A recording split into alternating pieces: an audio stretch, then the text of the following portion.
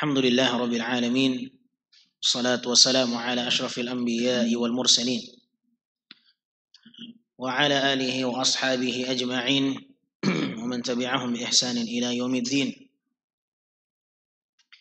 Allahumma inna nas'aluka ilman nafi'an wa rizqan tayyiban wa amalan mutaqabbala.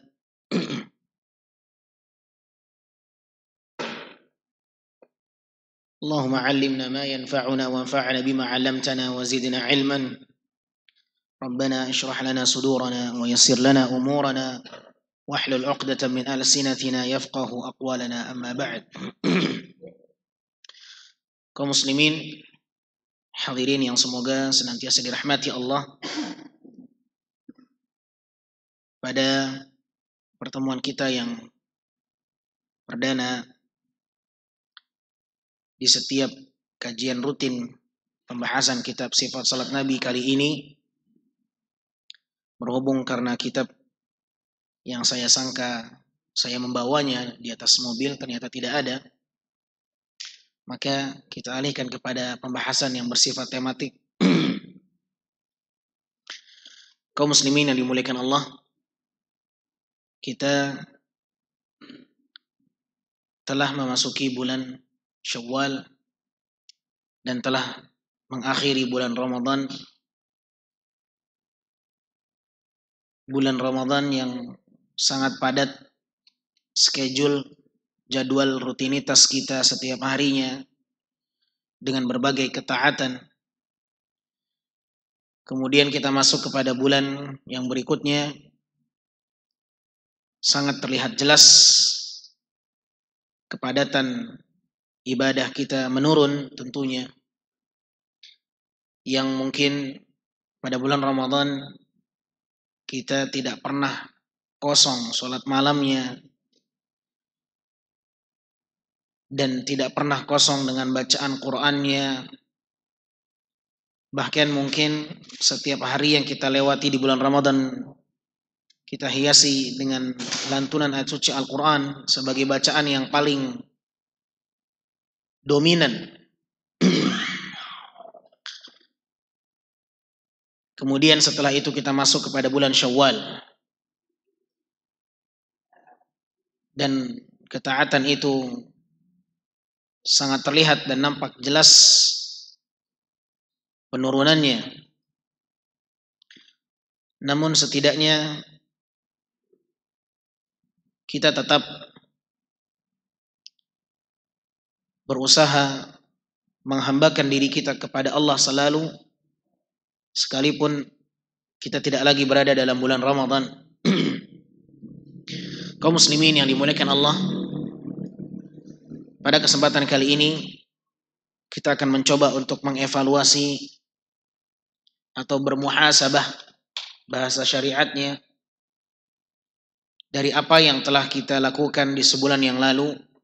Karena dengan muhasabah ini setidaknya kita tahu kadar ibadah yang telah kita lakukan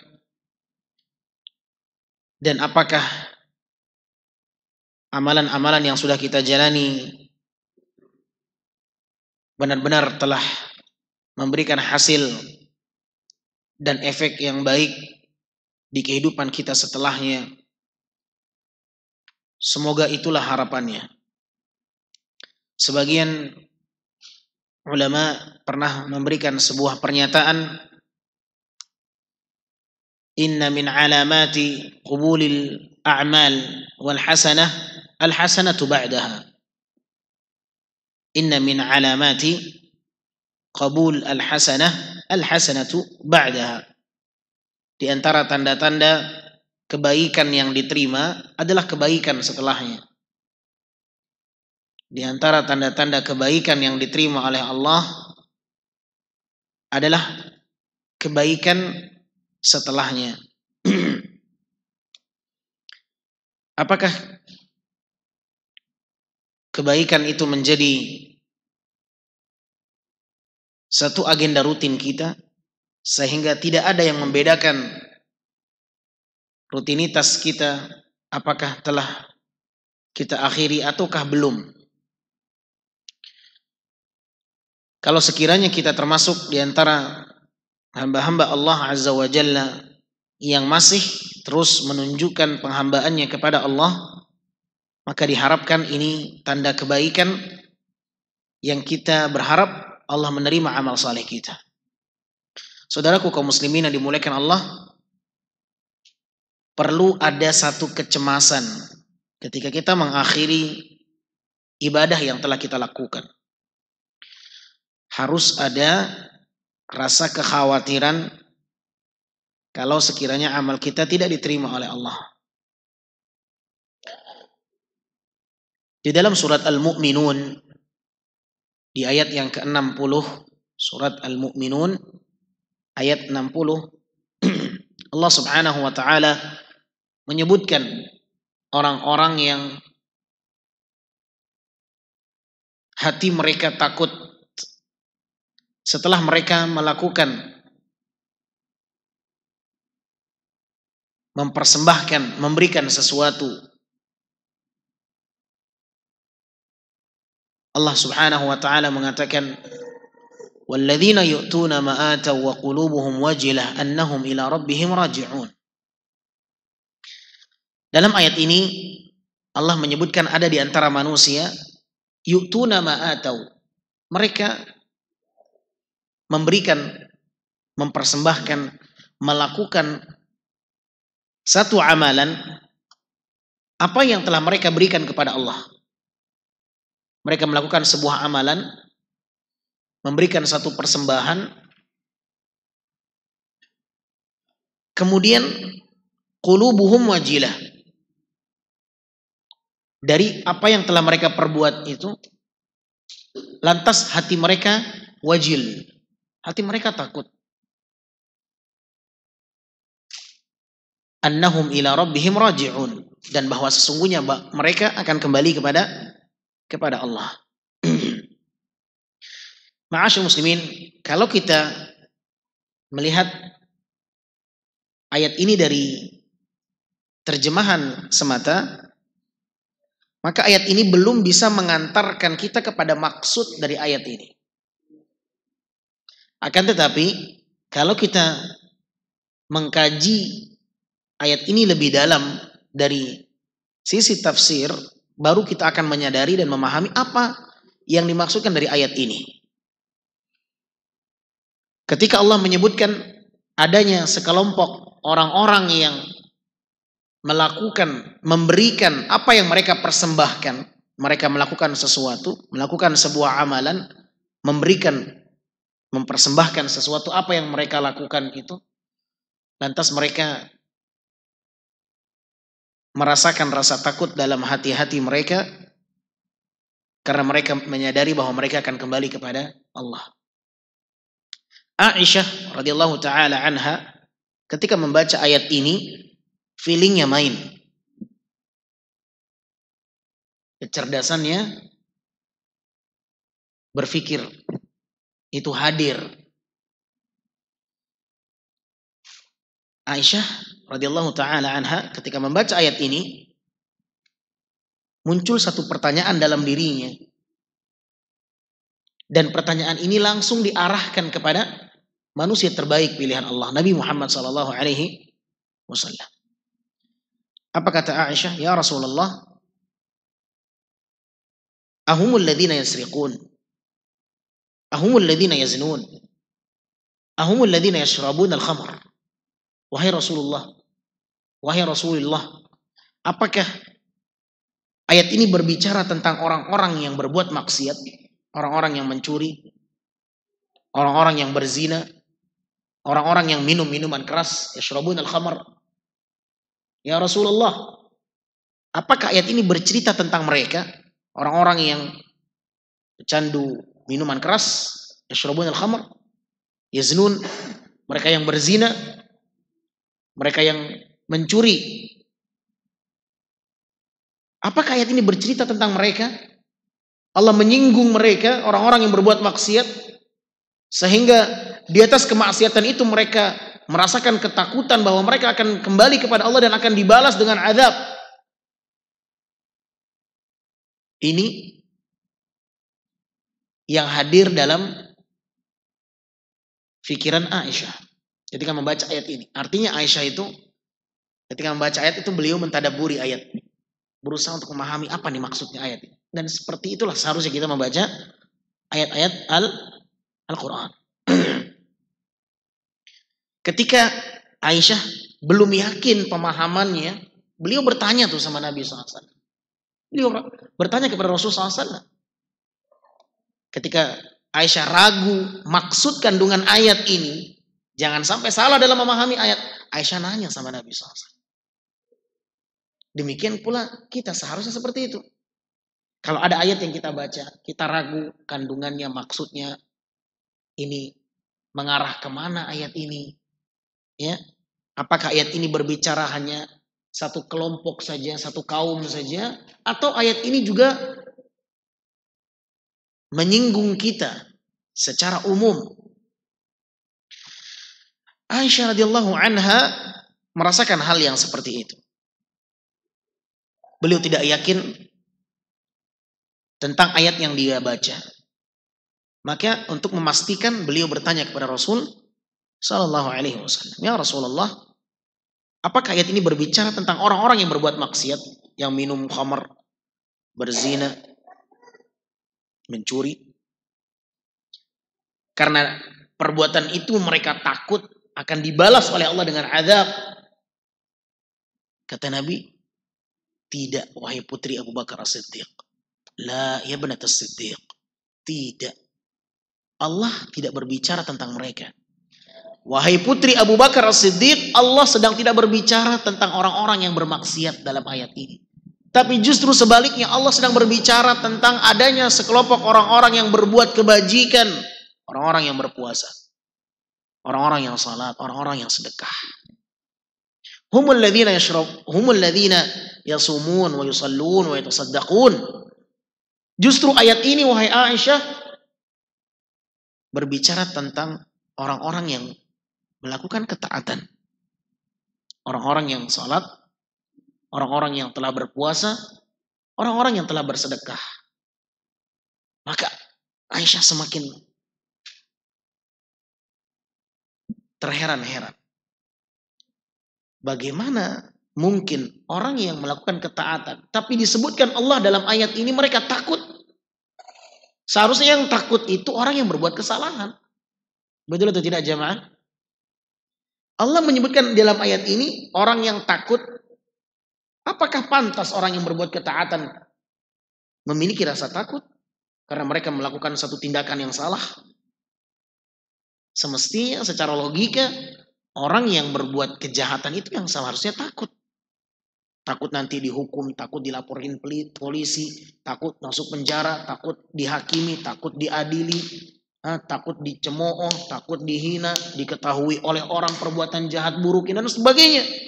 Tapi kenapa justru ayat ini, kata Nabi SAW, berbicara tentang orang-orang yang melakukan ketaatan. Mereka yang sholat, mereka yang berpuasa. Demikian disebutkan dalam riwayat, dalam hadis, dan itu yang dibawakan oleh Imam Ibnu Katsir rahimahullah dan yang lainnya. Maka Aisyah kembali bertanya, "Ya Rasulullah, bagaimana mungkin orang yang berbuat ketaatan justru mereka yang disebutkan Allah takut?" Kata Nabi SAW, mereka itu khawatir, wahai Aisyah, amal mereka tidak diterima. Mereka khawatir amal mereka tidak diterima.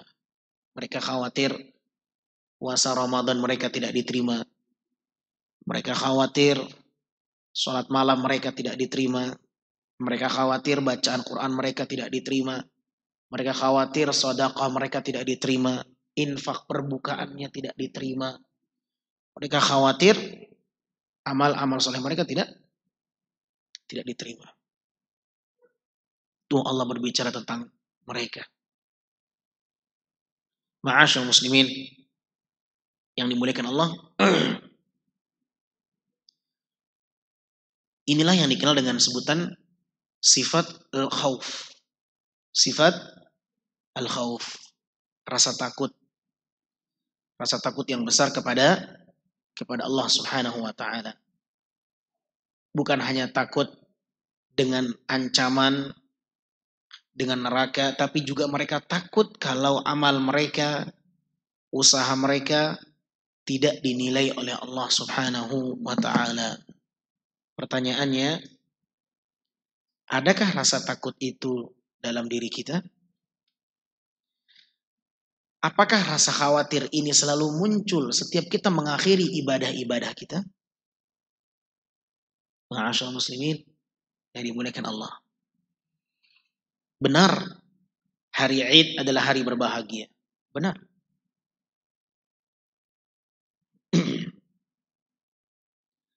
Hari raya adalah hari seseorang bergembira ria. Itu benar.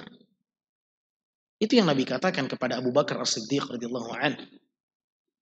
Hari Id adalah hari makan dan minum. Yaumu aklin wa syurb. Hari seseorang mengagungkan Allah, bergembira ria di atasnya. Akan tetapi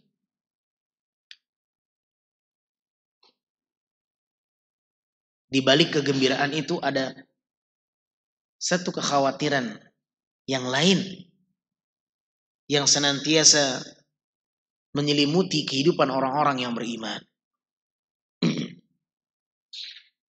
Mereka berbahagia karena mereka bisa dipertemukan dengan bulan yang mulia. Mereka berbahagia karena bisa diberikan oleh Allah taufik untuk menjalani ketaatan di bulan Ramadan. Yang kenikmatan ini mungkin tidak dirasakan oleh mereka yang telah mendahului kematian. Kenikmatan bisa membaca Al-Quranul Karim, mengkhatamkan Al-Quranul Karim. Kenikmatan bisa mengerjakan sholat malam sampai akhir bersama imam. Kenikmatan seseorang berpuasa dan berbuka puasa. Bukankah Nabi SAW pernah mengatakan, "Lis-shaimi farhatan." Bagi orang yang berpuasa ada dua kebahagiaan. Lis-shaimi farhatan. Bagi orang yang berpuasa ada dua kebahagiaan yang dia dapatkan. Farhatun 'inda fitrih wa farhatun 'inda liqa'i rabbih. Kebahagiaan ketika dia berbuka dan kebahagiaan ketika mereka menghadap kepada Allah nanti dalam kondisi berpuasa. Pantas seseorang berbahagia di atas ketaatan itu. Akan tetapi kebahagiaan yang tidak melupakan dirinya bahwa ada satu hal yang perlu dia cemaskan di lain sisi. Dan kecemasan ini, kekhawatiran ini yang mungkin belum terlatih di sebahagian hati-hati kaum muslimin. Rasa kekhawatiran ini yang mungkin belum terbiasa digabungkan dalam satu perasaan dengan kebahagiaan yang mereka rasakan. Ada kalanya seseorang merasakan dua rasa yang berbeda. Rasa kebahagiaan dan rasa kekhawatiran. Dan itulah yang semestinya menyelimuti hati seorang mukmin. Al-khauf. Rasa takut apabila amalan kita tidak diterima oleh Allah Subhanahu wa taala. Oleh sebab itu para ulama menyebutkan tidak ada harapan terbesar seseorang yang telah menuntaskan dan mengakhiri ibadah kepada Allah melainkan dia berharap agar amalannya diterima. Artinya ada ibadah lain yang menjadi amalan yang mengiringi berakhirnya kita dari satu ibadah. Harus ada amalan yang mengiringi ibadah kita yang telah berakhir. Apapun jenis ibadah itu. Ketika kita sholat, muncul rasa kekhawatiran sholat kita tidak diterima oleh Allah. Sehingga hati kita selalu bergantung kepada Allah. Inilah yang dikenal dengan sebutan apa?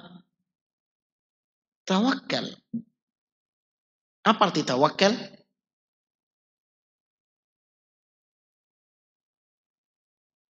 Berusaha baru bergantung kepada Allah. Sama dengan orang yang bekerja. Dia bekerja, berusaha, setelah itu baru dia serahkan kepada Allah. Mau untung, mau rugi. Yang penting usaha. Dan tawakal yang besar bukan dalam urusan dunia. Tawakal yang besar dalam urusan akhirat. Ma'asyar muslimin yang dimuliakan Allah subhanahu wa ta'ala. Dengan penjelasan ini maka clear pemahaman Aisyah radhiyallahu ta'ala.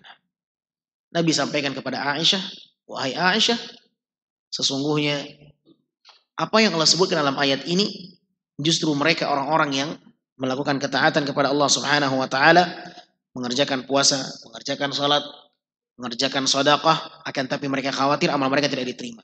Inilah yang seharusnya ada dalam diri kita setelah kita mengakhiri Ramadan. Jangan sampai Al-Quran yang sudah khatam 5 kali, Al-Quran yang sudah khatam 6 kali tidak diterima oleh Allah. Jangan sampai sholat 1 bulan full kita lakukan tidak diterima oleh Allah subhanahu wa ta'ala. Jangan sampai puasa kita yang 30 hari tidak diterima oleh Allah subhanahu wa ta'ala. Inilah masa di mana kita harus selalu mengevaluasi diri. Hasibu anfusakum qabla an tuhasabu. Hisablah diri kalian sebelum kalian dihisab oleh Allah langsung. Kaum muslimin yang dimuliakan Allah,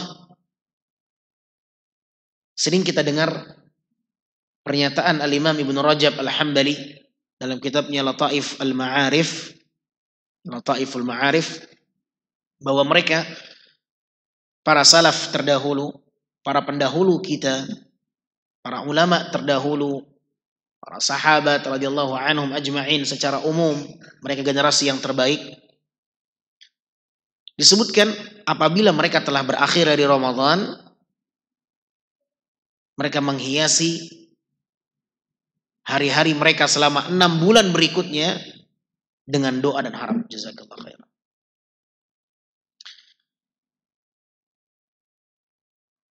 Mereka apabila telah berakhir dari Ramadan, 6 bulan berikutnya mereka masih berdoa kepada Allah, ya Allah terima amalan kami pada Ramadan yang lalu.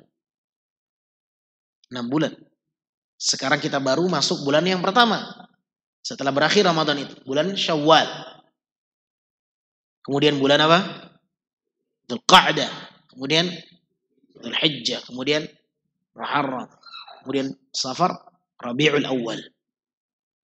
Di 6 bulan setelah Ramadan ini, mereka para salaf masih memiliki jalinan hubungan dengan Ramadan yang telah berakhir itu. Bagaimana tidak mereka memiliki kualitas ibadah yang luar biasa. Mereka apabila telah berakhir dari Ramadan, mereka tidak biarkan Ramadan pergi meninggalkan mereka begitu saja. Mereka ikat kepergian Ramadan dengan doa, dengan harap. Ini yang membuat kualitas ibadah mereka kualitas yang sangat luar biasa.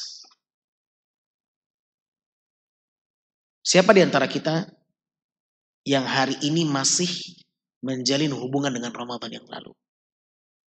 Adakah satu doa yang kita selipkan di hari ini, ya Allah, terima amal soleh saya di Ramadan yang lalu? Setiap kita bermuhasabah, silakan kita bercermin, silakan kita introspeksi diri, sejauh mana kita menggantungkan kepada Allah amalan kita di Ramadan yang lalu. Apakah sampai derajat para salaf di mana mereka 6 bulan berikutnya setelah Ramadan mereka masih memiliki hubungan dengan Ramadan itu. 6 bulan ini nggak main-main jemaah. 6 bulan. Mereka masih berharap kepada Allah. Mereka masih berdoa kepada Allah, ya Allah terima Ramadan kami yang lalu. 6 bulan. Kita mengatakan taqabbalallah itu mungkin 1 bulan saja. Bulan Syawal itu masih taqabbalallahu minna wa minkum, taqabbalallahu minna wa minkum. Bulan Dzulqa'dah masih ada taqabbalallahu minna wa minkum. Mungkin udah enggak ada lagi. Tidak mengapa. Tidak mengapa antum bertemu di bulan Dzulqa'dah, di bulan Dzulhijjah antum katakan taqabbalallahu minna wa minkum. Karena memang diterimanya amal kita itu bukan satu kepastian. Sehingga harus kita stop harapan kita agar diterima oleh Allah amal kita itu. Diterimanya amal kita adalah satu rahasia. Diterimanya amalan kita satu hal yang tidak bisa kita ketahui sekalipun kita sendiri yang mengamalkannya. Inilah lemahnya kita sebagai seorang hamba. Kekurangan kita, cacat yang ada dalam diri kita, kita tidak pernah mengetahui nilai amalan kita sendiri.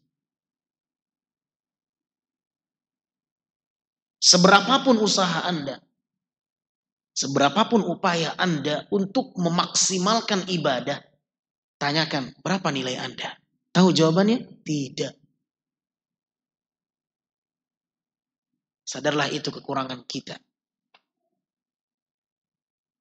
Kekurangan dalam diri kita inilah yang memicu adanya harap kepada Allah Subhanahu wa taala. Ya Allah terima amal kami, ya Allah terima amal kami, ya Allah terima amal kami. Itu yang dilakukan oleh mereka para pendahulu kita, para salaf. Mereka mewarnai dan menghiasi kepergian Ramadan dengan ibadah yang lebih luar biasa lagi. Yang semakin menonjol ketergantungan mereka kepada Allah Subhanahu wa taala. Bukankah kita selalu mengatakan dalam doa zikir pagi dan petang kita, Allahumma aslih li sya'ni kullah wa la takilni ila nafsi tarfat 'ain. Aslih li sya'ni kullah, ya Allah, perbaikilah seluruh urusan-urusanku. Aslih, perbaiki. Seluruh urusan-urusanku ya Allah. Seluruhnya. Bukan hanya urusan dunia, tapi urusan akhirat juga. Sya'ni, urusanku. Aslih li sya'ni kullah, seluruhnya, kullahu. Perbaiki ya Allah. Urusan duniaku, urusan akhiratku.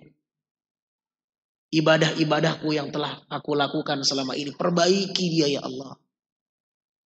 Mungkin banyak cacatnya di sana. Mungkin ketika saya bersedekah di sana saya riya ya Allah. Mungkin ketika saya membaca Al-Quran di sana saya riya ya Allah. Dan lain sebagainya. Ini masa kita mengevaluasi ahibati fillah yang dimuliakan Allah. Wala takilni ila nafsi. Jangan kau biarkan aku seorang diri. Walaupun hanya sekejap mata. Tarfat 'ain. Jangan kau biarkan aku menghadapi sendirian ya Allah. Jangan kau biarkan aku seorang diri walaupun sekejap mata. Semuanya kami serahkan kepadamu ya Allah. Terima amal soleh kami. Terima ibadah kami. Terima puasa kami. Nah, itu harapan kami ya Allah. Ma'asyarul muslimin yang dimuliakan Allah Azza wa Jalla. Terus jalin hubungan kita dengan Ramadan yang telah berlalu ini. Tidak ada cara kita untuk memperbaiki kekurangan-kekurangan di Ramadan yang lalu. Tidak ada cara kita untuk memperbaiki yang telah lalu kecuali dengan doa.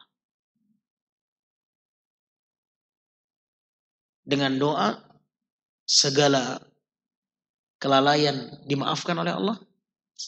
Dengan doa segala kekurangan menjadi sempurna. Dengan doa amalan yang tertolak bisa saja diterima oleh Allah kemudian hari. Maka inilah yang harus menjadi kesibukan kita ketika kita telah berakhir dari bulan Ramadan. Kaum muslimin yang dimuliakan Allah. Poin yang kedua. Kita tahu bahwa misi di balik puasa yang Allah wajibkan adalah ketakwaan. Allah sebutkan itu dalam ayatnya. Ketika Allah mewajibkan kita berpuasa, Allah sebutkan di situ misinya la'allakum tattaqun. Agar kalian bisa meraih ketakwaan. Ketakwaan ini pun satu hal yang tidak bisa kita ketahui. Ini saya sudah bertakwa atau belum? Serba rahasia. Kita nggak tahu amal kita diterima. Kita nggak tahu kita sudah berhasil meraih ketakwaan atau belum. Padahal Allah menyebutkan agar kalian bertakwa. Tapi kita tidak bisa memastikan ketakwaan itu sudah berhasil kita raih atau belum. Saudaraku kaum muslimin dimuliakan Allah, ketakwaan itu tidak pernah mengenal tempat dan tidak pernah mengenal waktu. Ketakwaan bukan berakhir di bulan Ramadan itu saja. Karena Nabi SAW menyebutkan ittaqillaha haitsuma kunta. Bertakwalah kalian kepada Allah dimanapun. Dimanapun kalian berada, kapanpun waktunya. Ketika Allah wajibkan kita berpuasa Ramadan agar kalian bertakwa, bukan berarti perhatian kita untuk memperjuangkan takwa itu hanya Ramadan saja. Lantas mengapa Allah katakan la'allakum tattaqun di balik ibadah puasa yang Allah wajibkan itu? Kata para ulama, karena memang meraih ketakwaan itu lebih besar porsinya, lebih besar peluangnya di bulan Ramadan. Bagaimana tidak? Yang mungkin selama ini orang nggak sholat malam dia di situ. Sifat-sifat orang-orang yang bertakwa itu mereka lakukan di satu bulan itu. Bagaimana tidak besar peluangnya dia meraih ketakwaan di bulan Ramadan? Yang mungkin selama ini orang nggak pernah sholat malam. Yang mungkin selama ini orang nggak pernah puasa, dia puasa. Yang mungkin selama ini dia nggak pernah mengkhatamkan Al-Quran, dia khatamkan Al-Quran. Bahkan berkali-kali dia khatamkan di bulan Ramadan ini. Nampak ciri khas orang-orang yang bertakwa di bulan Ramadan itu. Ma'asyar muslimin yang dimuliakan Allah. Ketika Allah mengatakan la'allakum tattaqun, kata para ulama ahli tafsir, ini bukan sebuah harapan. Walaupun la'alla di sini adalah termasuk di antara kata yang digunakan oleh bangsa Arab sebagai satu harapan ke depannya. La'alla kum tattaqun. La'alla ini adalah taraji, tamanni, satu harapan. Satu kata yang sering dipakai, digunakan oleh bangsa Arab dengan tujuan harapan tercapainya misi itu. Harapan dari manusia ada kemungkinan tercapai atau tidak. Tapi harapan yang datang dari Allah pasti tercapai. Allah nggak mungkin berharap semoga tercapai. Enggak. Allah Maha Kuasa. Allah Tuhan. Tidak ada Allah berharap semoga kalian itu bertakwa. Enggak. Tapi Allah memang akan memberikan ketakwaan itu kepada kalian. Kata sebagian ulama ahli tafsir, ayat ini memastikan kita bahwa Anda harus yakin takwa itu Anda dapat. Karena harapan ini bukan datang dari manusia. Harapan ini datang dari siapa? Dari Allah. Allah adalah zat yang tidak akan ada pilihan. Allah kalau menginginkan sesuatu pasti tercapai. Di sini yang mengharapkan siapa? Allah. Allah mengharapkan kita dari puasa yang Allah wajibkan, itu kita dapat ketakwaan. Dan para ulama mengatakan, harapan yang datang dari Allah tidak sama dengan harapan yang datang dari makhluk. Harapan yang datang dari makhluk ada kemungkinan tercapai atau tidak tercapai. Saya berharap semoga saya lulus, ternyata nggak lulus. Hah? Saya berharap semoga saya bisa i'tikaf tahun ini, ternyata nggak etikaf. Saya berharap dan saya berharap. Harapan yang datang dari manusia, dari makhluk, ada dua kemungkinan. Tercapai atau tidak. Tapi harapan yang datang dari Allah tidak sama dengan harapan yang datang dari makhluk. Artinya, kata para ulama, Allah ketika mewajibkan kita berpuasa, Allah sudah menjamin ketakwaan itu kita dapat. Jadi, artinya dari ayat Allah wajibkan kalian berpuasa,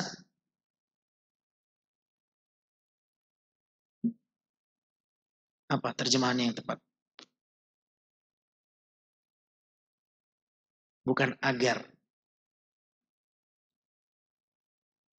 Dipastikan kalian bertakwa.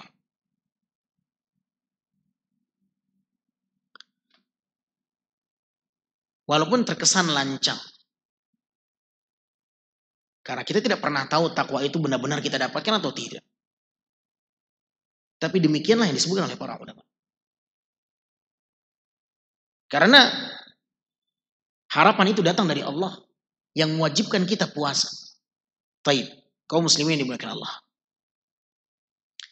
Katakanlah kita tidak mengetahui apakah kita telah meraih ketakwaan itu atau tidak. Allah Subhanahu wa ta'ala ternyata kalau kita lihat di dalam Al-Quran, Allah memerintahkan kita untuk bertakwa bukan di satu ayat atau dua ayat. Allah perintahkan kita orang-orang yang beriman untuk bertakwa itu bukan di satu ayat saja.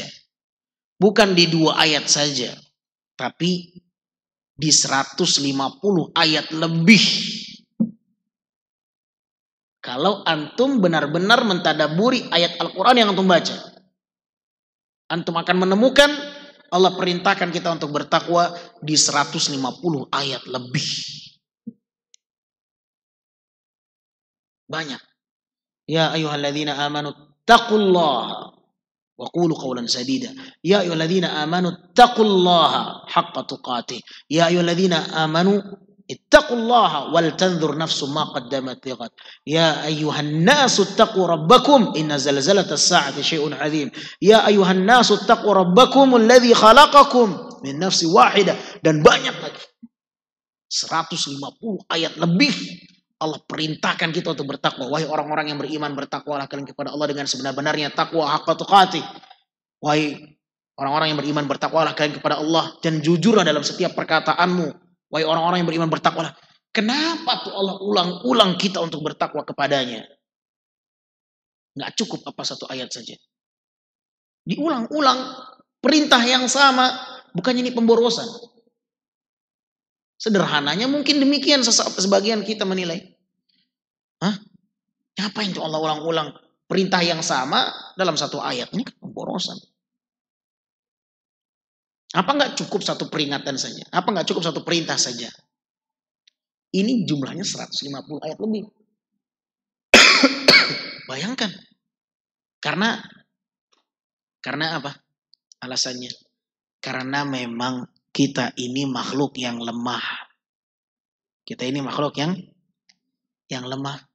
Di antara kelemahan kita tuh kita sering lupa. Makanya sering diingatkan. Sering diingatkan. Betul tidak jemaah?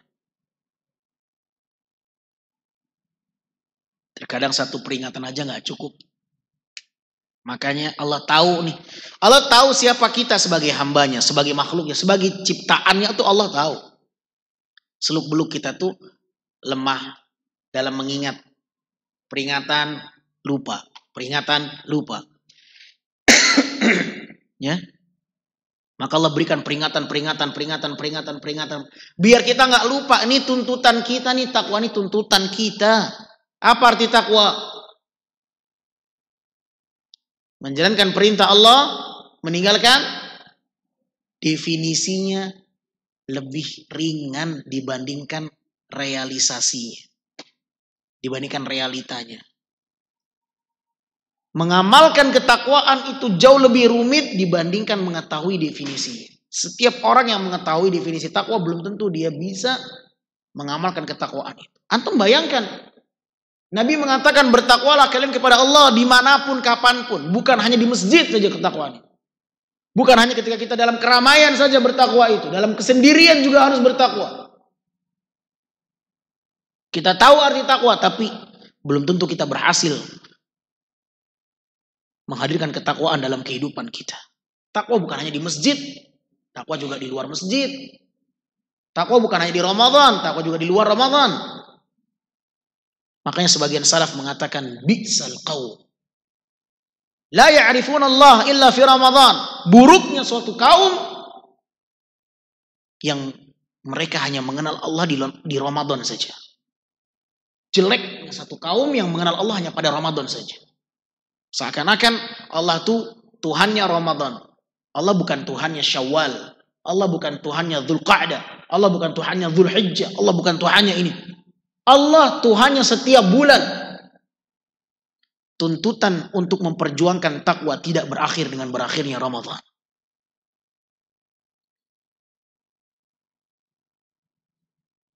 Allah perintahkan kita untuk bertakwa di sekian puluh ayat, bahkan sekian ratus ayat. Karena Allah tahu kita butuh dengan takwa itu. Kenapa Allah perintahkan kita untuk bertakwa? Karena Allah tahu kita butuh takwa. Masa iya? Iya. Karena orang yang berhasil meraih takwa, Allah jamin, Allah mudahkan urusan dia. Allah berfirman dalam surat At-Talaq, "Wa may yattaqillaha yaj'al lahu makhraja." Di surat yang sama Allah kembali mengulang, "Wa may yattaqillaha yaj'al lahu min amrihi yusra."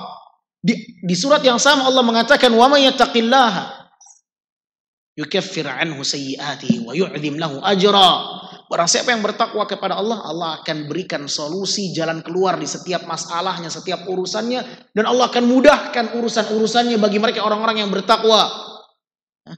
Allah akan memudahkan urusan orang-orang yang bertakwa. Siapa di antara kita yang tidak ingin dimudahkan urusannya oleh Allah? Setiap kita berharap urusan kita dimudahkan Allah. Apapun masalah yang kita hadapi, kita pengen Allah berikan solusinya. Betul tidak?